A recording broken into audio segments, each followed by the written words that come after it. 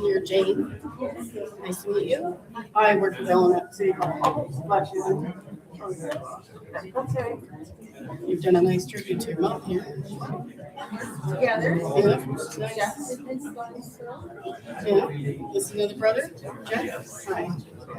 I have a brother, Jeff.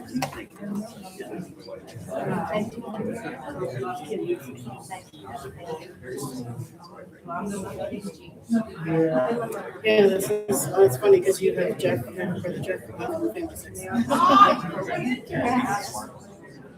Yes, he actually is. He top oldest too.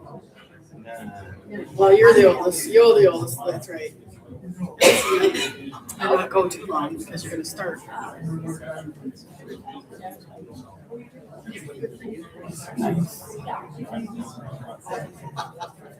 Good afternoon. Mom would like to have her grandson Benjamin and his wife Natalie and her two great grandchildren, Hazel and Eloise. Right there. Oh, they're coming. They walk by the window. Oh, we can get a play button. We won't, we can say hi to them. No, that wouldn't be fair. Not just settle them out.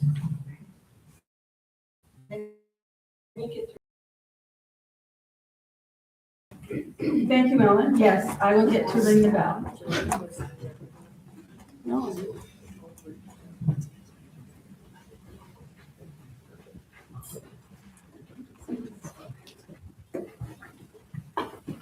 Okay. My brother Glenn, things are okay? We can get started? It's always on your time, sis. Okay. Good answer.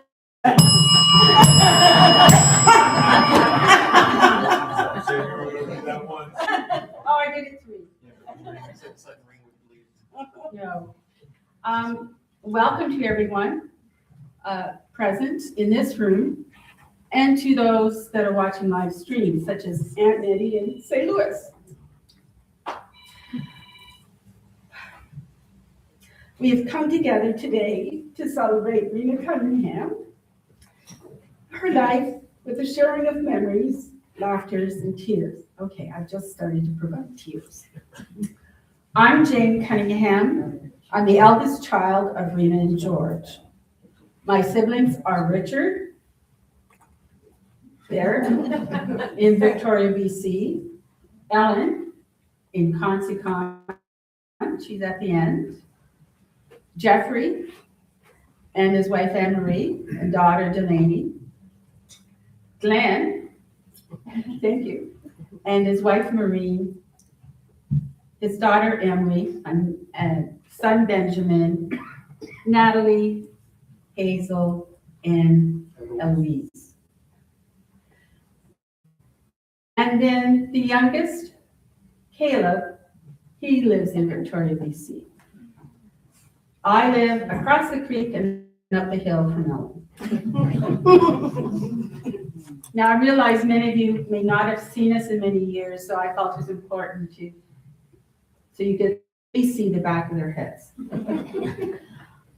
Mom was born Rena Eileen Harder on February 25th, 1929, at home along the 3rd concession of Sydney Township, County of Hastings. She was the 8th child in a family of 11, 7 brothers and 3 sisters. She lived on a mixed farm where there were outdoor chores, indoor chores, and maple syrup. Rena, Mom, attended Johnstown United Church, sometimes sang in the choir. For Christmas 1938, when she was 9 years, 10 months, Mom received an autograph album. She collected verses and signatures from many family members and friends. This one is from April the 8th, 1950. Dear Rena, if you get to heaven before I do, just poke a hole and pull me through. Love, Peggy. Now, let's see. January the 10th, 1939.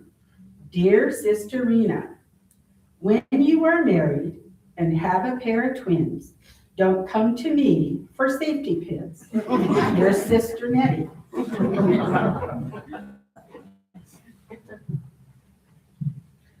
On March the 22nd, 1942, Dear Rena, what? Write in this book where ladies look and gentlemen spy? No, not I. I'm shy. So goodbye.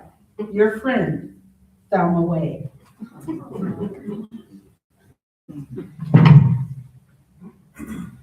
1943, Mom was given a 5-year diary. And basically, it was for teen years. But each day just had a couple lines. So you had 5 years in one page. The first entry she had in her diary was on January the 1st, 1943. Saw 2 movies, went to a dance at Allisonville, didn't get in until 3:30.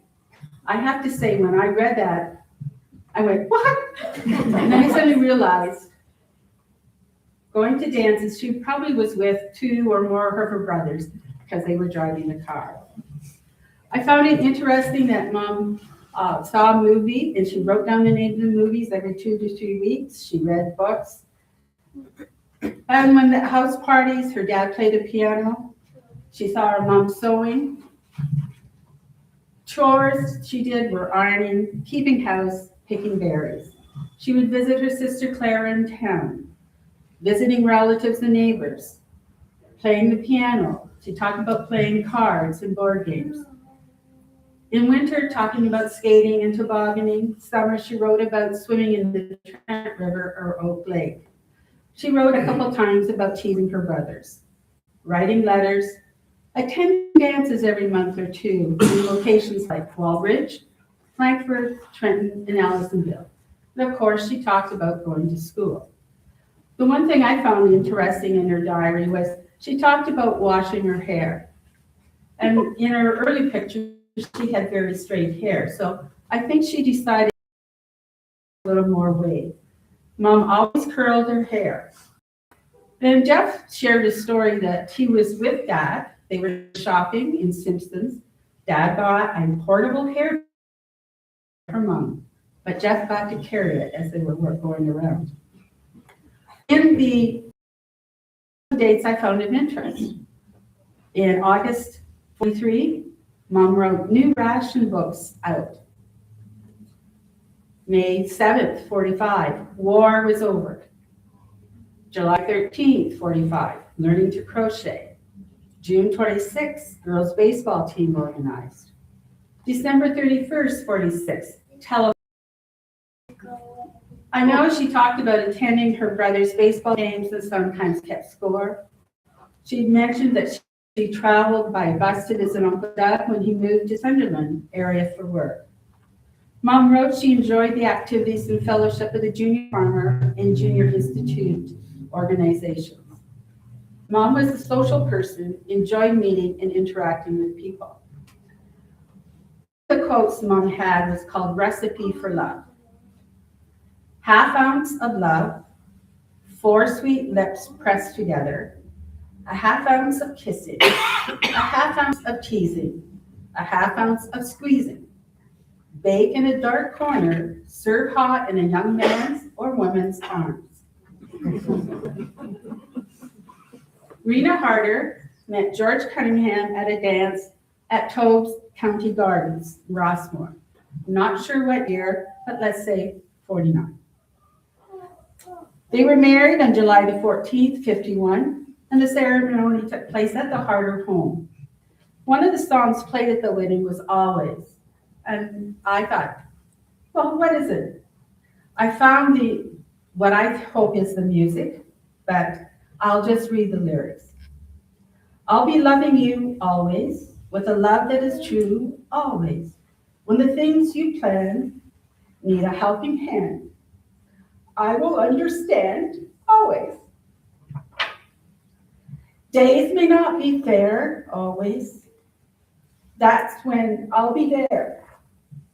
Not for just an hour, not for just a day, and not for just a year, but always.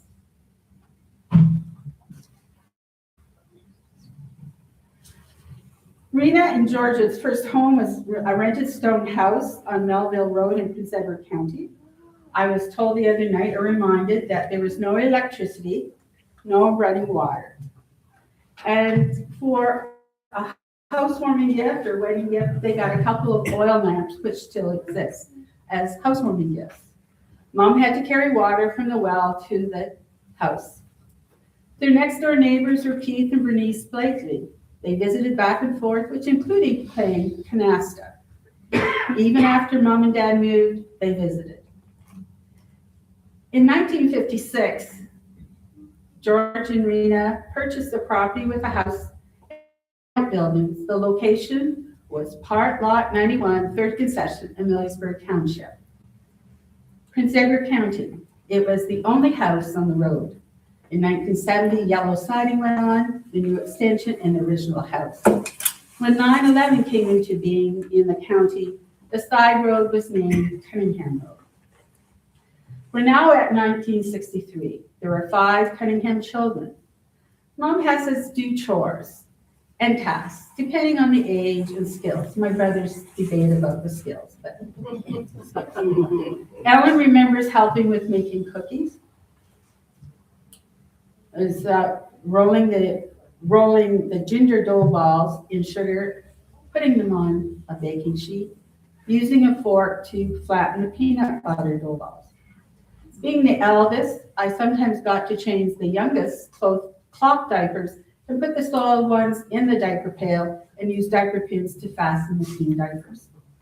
You keep bringing that up for some reason. That was the youngest at that time. Setting the table for supper at 5:30 was a chore, and washing dishes. Dad worked at Northern Electric from 51 to 64 when he became a secondary school teacher at Trenton High School. And it was interesting, he was interviewed by Mr. John Garrett, the principal, who Mom had as one of her teachers when she attended Trenton High School. Mom supported Dad during his 10 years in the Williamsburg Township Municipal Council, taking telephone messages, keeping confidences. I remember the one time Mom got stung by a honeybee in her forehead about midday. There was some swelling, gave me a bit of puffy eyes, but the warden's banquet was that night. She and Dad went. Ellen, Jeff, and Glenn remember Mom and Dad providing a meal for municipal staff and counselors at Township Hall in 67. Mom did all the food preparation, cream puffs were dessert. Mom's children were the servers. Now imagine it's winter. There's no running water coming in the house. The house is on top of the hill. The spring is at the bottom of the hill. Jeff remembers going up and down the hill many times, using cherry pills that had uncomfortable handles, which were thin. He also had to water the cows. I remember that the first person in the bathtub got the cleanest water, and the gray water from the tub was used to flush the toilet. Glenn remembers Mom having the copper double boiler on the wood stove for hot water. He also remembers he had 2 small pails to carry water, and Jeff had the 2 larger pails. Yes, we all helped out. Mom directed the order of who would use the bath, directed the order of who, when, and where the dishes would be washed. Rena and George established the 7 Seas Hereford Farm, and after Dad's death in 92, Mom and Ellen maintained the small beef herd until a few years ago. Now, in 1971, child number 6. The rest of us were. Mom attended as many school functions and graduations as possible.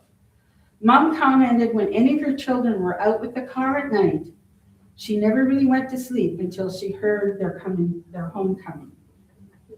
Mom did not mind us learning to cook and bake. If she had to write a comment about how well we cleaned up, it might have been there was room for improvement. Mom supported Dad during his run as a Liberal candidate for Prince Edward Hastings in 3 federal elections, 68, 72, and 74. She was his campaign manager in 1974. Jeff and Glenn remember that the campaign office was an old garage in Trenton next to the Dairy Queen, where they sometimes got something to eat. Now, as we all matured and aged, turning to adults, working further away, sometimes it was hard for Mom to see us on a regular basis. And marriages and children, geography was a challenge. But she liked to keep in touch, and so look forward to phone calls.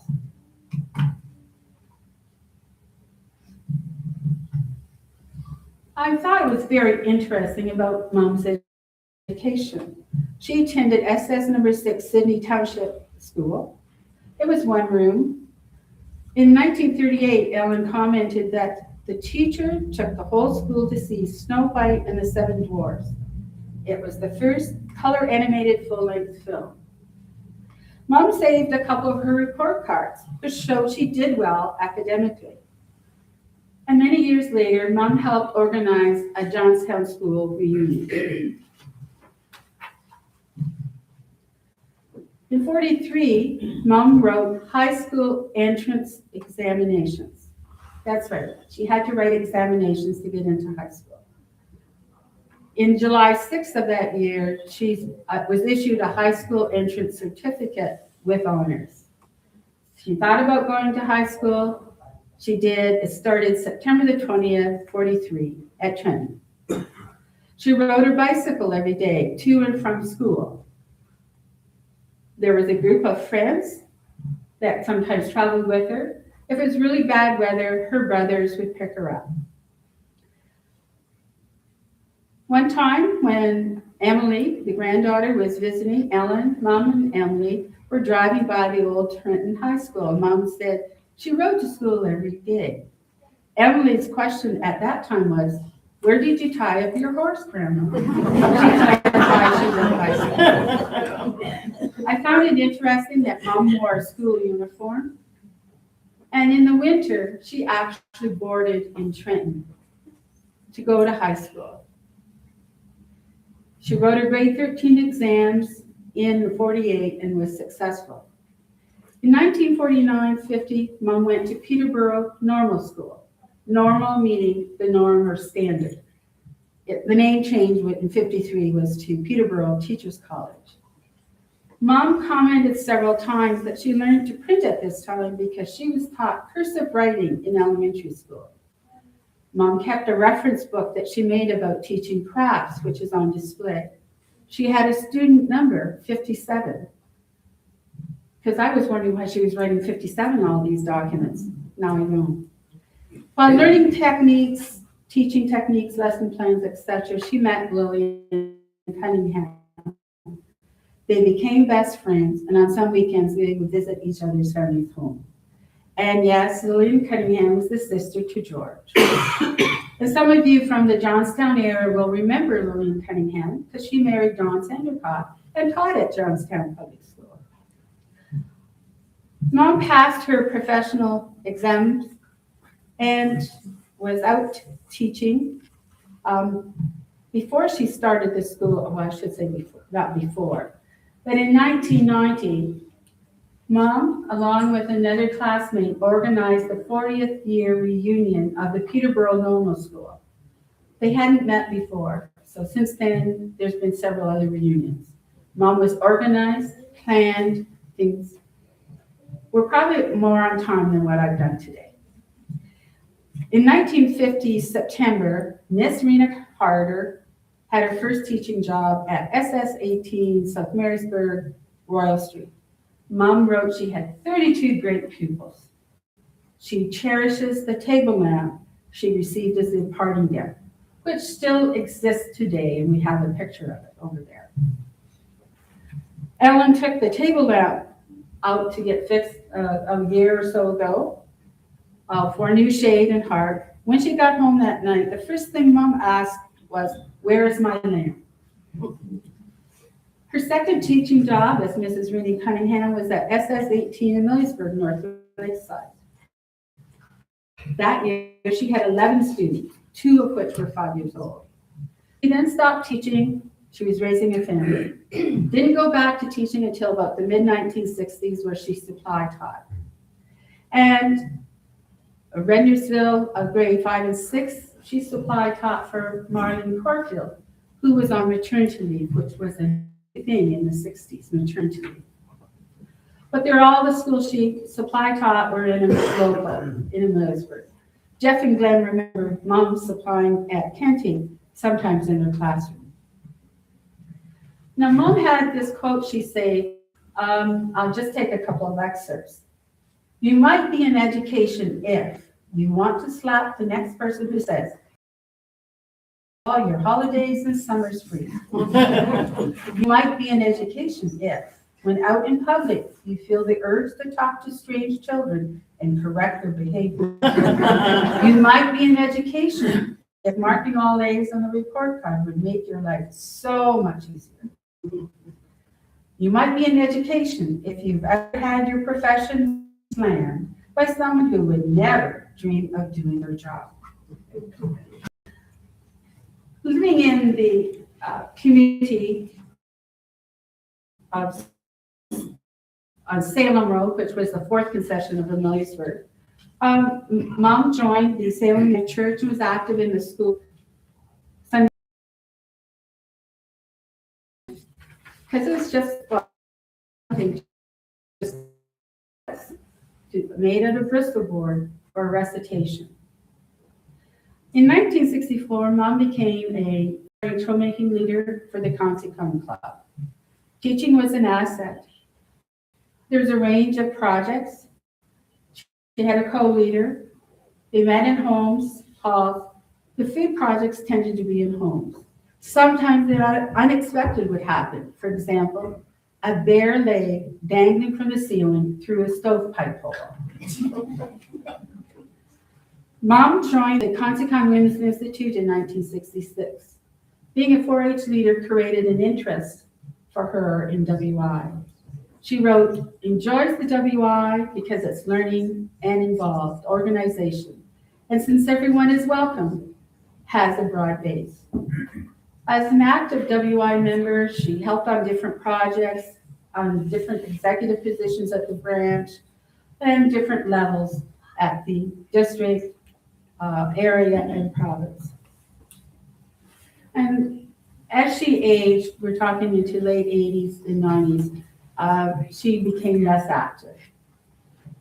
Glenn also remembers helping moms do some setup at some 4-H events. When she retired, or was no longer going to be serving at the provincial level as a public relations officer, there was a thank you owed to 3 retiring board members, of which Mom was one. It was in November '87, written by Jean Sills of Hastings County. Now, Rena, I've known, she's from down my way. She's from Prince Edward, just across the bay. I have visited her home and helped from time to time. I displayed for a plowing match in North Bay Signs. As provincial PRO, we commend her on her work. Long hours, long drives, but Rena wouldn't shirk. We're proud of the way she promoted WI. Yes, we're reluctant to lose her. That's the reason why.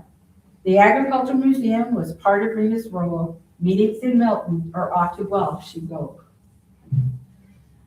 Now, talking about driving, Mom was a very capable driver, although when we tend to go out of the family for drives to visit, Dad always was driving. But when she became the provincial PRO, driving further away, we took notice, because otherwise we're saying, oh yeah, she's just going to a WI meeting. Those provincial meetings Mom had attended in a place, which at that time was the Downtown Hotel. Now, there's a convention that was going to be held in North Bay. Mom created a large styrofoam cave. Of course, it would not fit into the car. So that's the day that Mom drove the half-ton truck. We're up to North Bay and horseback.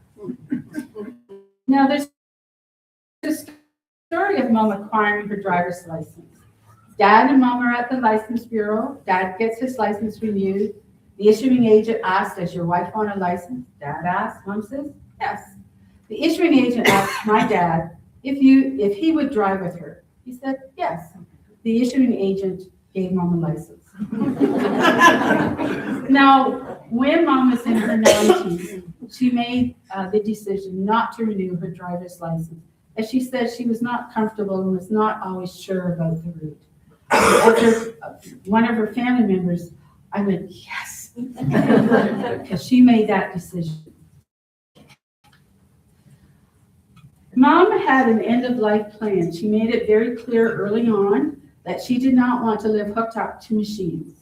She made it very clear to her children that she was to be cremated. Mom's memory loss, dementia, was gradual but downward. All of her children agreed to keep her at home as long as possible. Thank you to the support of our healthcare system, the Ontario Health at Home for the PSWs and respite workers. And just the last 2 weeks is when we accessed Trenton Memorial Hospital with the 24/7 medical care and Hospice Quinte, the 24/7 palliative care. In the last part of Mom's life, she did not always recognize her children. I think I coped with that. A couple of times she called me Jeff. I had to pause. We both have short gray hair. He's good looking. Okay, I can do it.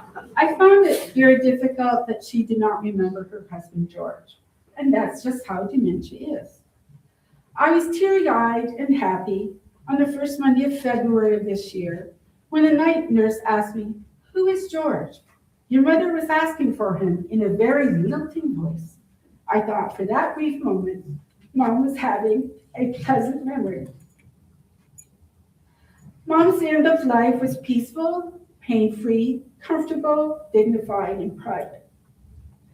Now, the celebration of life for Rena Cunningham has to include some of her personal traits and behavior. Well, Mom liked violets, pansies, and amethysts. Why? They are linked to her birth month, February. The flower for February, violet, has meanings associated with faithfulness, humility, and wisdom. I thought, that sounds like Mom. Pansies are often called heartsease and are relatives to violets. They symbolize thought, remembrance, and love. The precious stone for February is amethyst and ranges in colors. And it just so happens that Mom likes the color purple, and she looks good in it. So you may see a lot of purple today. One of the things I think of my mom is that she's a collector or saver. Sometimes that phrase, might use it someday, arises. One thing she collected was quotes. In the 1950s, well, she probably did it for her whole life, but in 1956, she actually had a binder or a booklet and wrote on it in lovely script writing and was putting in quotes and stories, etc. That copy is on the table. And her granddaughter, Emily, my mom made a little book for her with a series of quotes, and then we brought it with us and saw on the table. Songs and melodies. Mom liked music. Yes, she played. But some of the music was to play at meetings. For example, at the Women's Institute, meetings would start with the singing of the Institute Ode, which is to the melody of Old Lang Syne. She liked brain teasers because she might use it someday. Might be for an icebreaker at a WI meeting, or maybe couples club. Could be.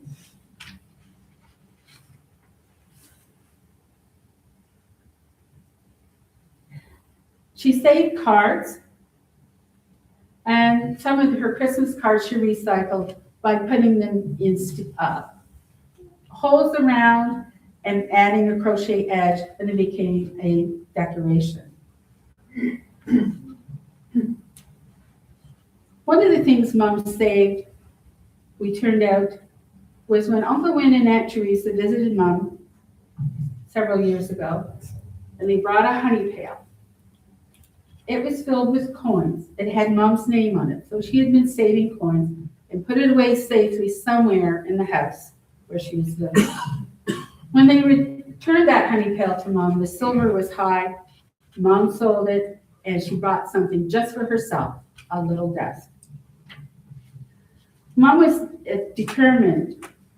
So there's maybe a picture you've seen. Mom is carrying a drag because, no, she wanted that field drag, so she's going to go out and get it dragged. Yeah. Not to miss a district annual, even though she broke her ankle the day before, she had her mother-in-law drive. That's Rena Cunningham. She likes to be on time. As a gardener, I remember her predominant two crops were blue raspberries and Yukon Gold potatoes. She enjoyed being outside. And I suddenly realized she started mowing lawn probably after Dad died in 92. She stopped about 2022. I thought, she was mowing lawn for 30 years. She enjoyed it. She got outside. She had control. She enjoyed playing games, sometimes alone, sometimes in groups. Card games were frequent. And I was very pleased that we could go to the Albury Euchre because she enjoyed that social night playing euchre, but also then reached the point where her memory, she wasn't remembering. The hand and foot canasta was popular. Now, I've heard this story of the weekend when Uncle Byron and Aunt Thelma were visiting George and Rena Cunningham. They were socializing, they were playing cards. But this was the weekend when Aunt Thelma and Mom almost won every game. And Uncle Byron and Dad were very good card players, but this was the weekend for Aunt Thelma and Mom. She enjoyed playing cards with neighbors, such as Jessica Bell, and taught her how to play Skip-Bo. Then there's also playing with her grandchildren. There's the teacher component, having someone learn something. Had laughter learning, but also she was competitive. They had to do to win. I mean, she wasn't going to go easy. In terms of board games, one of the things she enjoyed was crokinole. Teaching at Christmas in Ameliasburg Village, Mom and I went a couple of times, and she was able to show several people how to play crokinole. She quite enjoyed that, and she had a wicked shot. She played dominoes with Helen and Earl Tripp. She liked crosswords and jigsaw puzzles. Mom was a lifelong learner. One of Caleb's friends was on his own. She was kind. One of Caleb's friends was on his own at a young age. When he visited, Mom sent him home with leftovers. There was the time that there was a small structure blaze up the road. Mom provided a pot of coffee and cookies to the volunteer firefighters. Mom was always organized and planned. In terms of being a cooker, she cooked and baked. So things like a sponge pie, fritters with maple syrup, raspberry pie, peanut butter and pickle sandwich she enjoyed. She liked making pastry shells ahead, putting them in the freezer. She liked making batches of cookies and putting them in the freezer. So when she had visitors or had to go somewhere, she could quickly whip out a snack to serve. Now, Mom did get ticked off a couple of times because going to get the cookies out of the freezer, sometimes she only found one. In that, we found where they were. Mom, in terms of looking after her home, wallpapering, sewing curtains, she took a class on learning to cane, did a bit of furniture refinishing, some upholstery, and macrame. In terms of handwork, Mama was creative, and some of the work you see today she's done. Crocheting, and as she aged, the yarn got larger. Needlework, that's her cross stitch that she did there. And again, when she found out about plastic canvas with a larger mesh, that's when she was doing things like Kleenex boxes, making up bookmarks for her family. She quilted different types of quilting techniques, and I know she sewed clothes for us as children. She had friendship and life networks.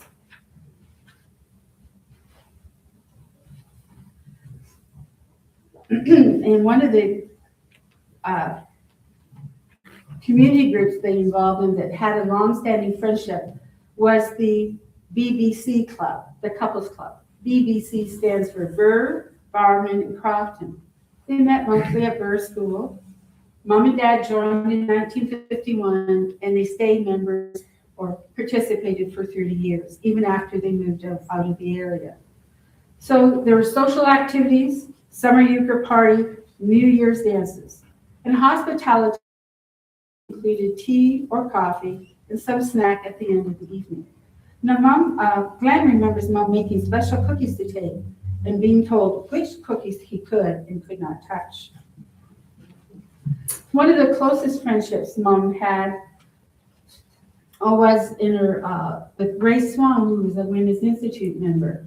And they both of their birthdays were in February, and Mom quoted at her passing, "I know a word, it has no end. Some call it love, I call it friend." Mom was a researcher. When I say researcher, she was interested in the Cunningham family tree and the Harder family tree. There's a lot of branches. She also liked searching for Women's Institute program information. Maybe she's going to talk about peanut harvesting, or maybe she was going to go to a meeting about recycling. She was always learning, always interested, wanted to find out. I'm going to call her another title, Action Mom. Okay, I'm having 2 little orange candies, 1 for Richard, 2 for me, 1 for Richard. Well, it turned out they weren't candies, they were children's aspirin. The action was, Mom took me down to the kitchen, made me gag, I don't know. Sometimes dry mustard comes into the picture, but that was her action. We're talking in the late 50s. I also heard a story about Caleb was probably around a toddler. She takes him in a headlock and takes the soaking towel and just smucks his face. Why, you ask? Well, he had kind of sprayed himself with oven cleaner. Oh. Missed his eyes, even though he's wearing glasses, it missed his eyes. But she had to take action, that's what she did. Now, I was retired. I get this knock on my door. Mom is there, this finger is all wrapped in Kleenex. She says, I've cut the end of my finger off. I think I need to go to the hospital. Now, she had tried to call me, but I was on my computer, which had dial-up service. So Mom drove up in her car, knocked on the door, I answered. She drove back home, I went and got her, then we spent time in the hospital. So Mom ended up with one finger a little shorter. It was harder for her to play the piano at that time. She really enjoyed visiting relatives and friends. She enjoyed traveling, but was reluctant to travel by herself. She enjoyed going for drives, and so that's something that in the last couple of years, Mom and I would do every once in a while. Mom was a social person, gracious host with the Trenton High School staff when hosting the staff party, because Dad was teaching at Trenton. Visitors in the house, when they came, short or long, you were served a beverage and a snack before leaving, maybe tea, maybe coffee. Mom was a social person, enjoyed meeting and interacting with people. Mom has these two quotes. The finest ship to sail, the sea of life, is friendship. Life without laughter is like bread without yeast. The happy home recipe. 4 cups of love, 2 cups of loyalty, 3 cups of forgiveness, 1 cup of friendship. 5 spoons of hope, 2 spoons of tenderness, 4 quarts of faith, 1 barrel of laughter. Take love and loyalty, mix it thoroughly with faith. Blend it with tenderness, kindness, and understanding. Add friendship and hope. Sprinkle abundantly with laughter. Bake it with sunshine. Serve daily with generous helpings. Yield one happy household.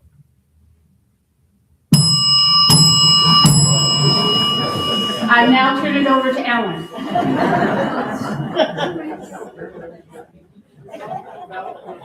Oh, yeah. There's all kinds of Oh,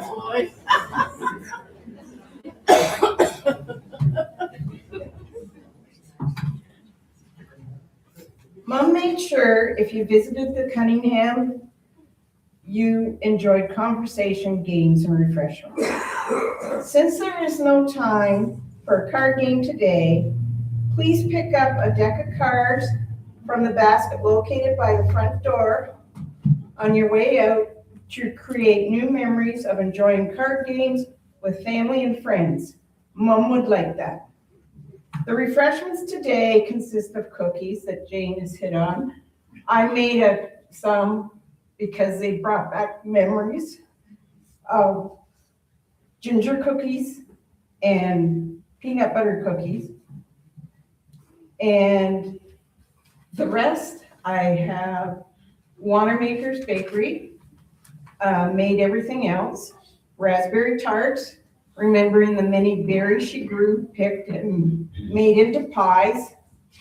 Blueberry tarts, remembering the many trips we made north with Uncle Win to pick wild blueberries.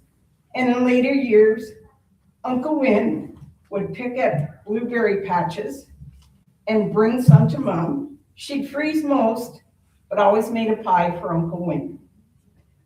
Butter pecan tarts because they're good, and were always Mom's go-to treat to whip up when everything else was empty. Twist donuts with a maple glaze are in the refreshments, remembering the many years the Harder family produced maple syrup and helping collect sap to make the syrup. 40-1, right? Brownies, because everybody loves chocolate. No one lives forever, but from the time we are born, we are standing in the footsteps of our ancestors. They're within us and around us, and what we are doing now is honoring Rena Cunningham's place in our history. Please share your memories about her. It's how we keep those we've lost within us by keeping them alive in our hearts. Rushnell staff will now fold back that wall and open it to the refreshment area. Please visit the memory booth tables and partake in the refreshments. Thank you all for coming.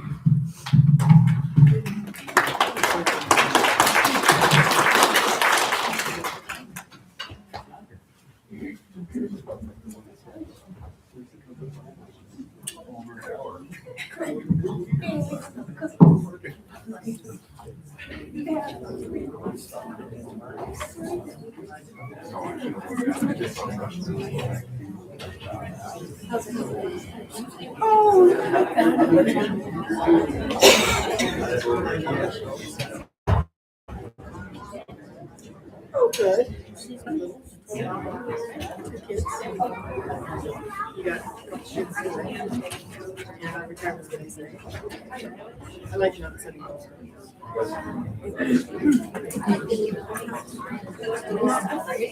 like to go to the grocery store, not on my lunch hour, so I'm not happy yet. Yeah, going to the grocery store and just looking around.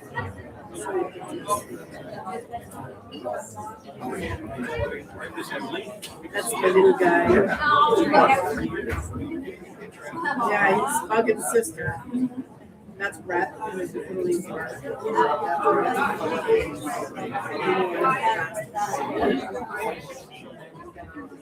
I lost my life.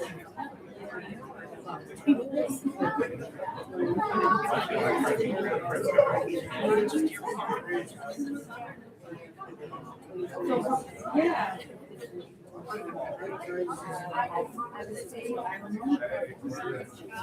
He looks tired. I have a show here. Yeah, it's always that way. Yeah.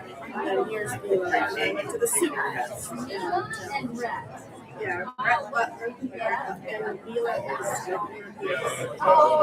and her middle name's Julia. So my daughter yeah, it's been rough the last 5 years.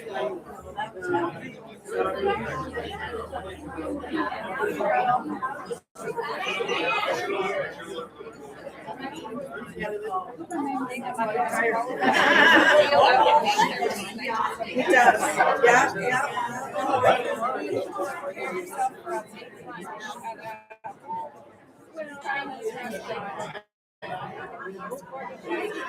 Yes, I'm tired.